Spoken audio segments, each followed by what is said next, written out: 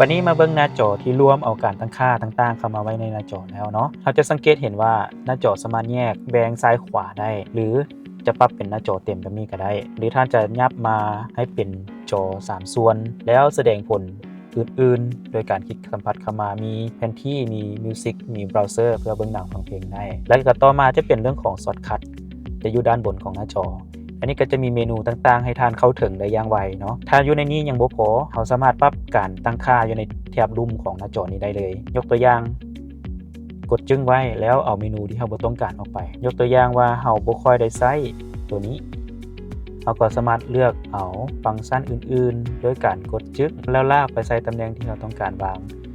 เพียงเท่านี้ก็เสร็จสิ้นแล้ว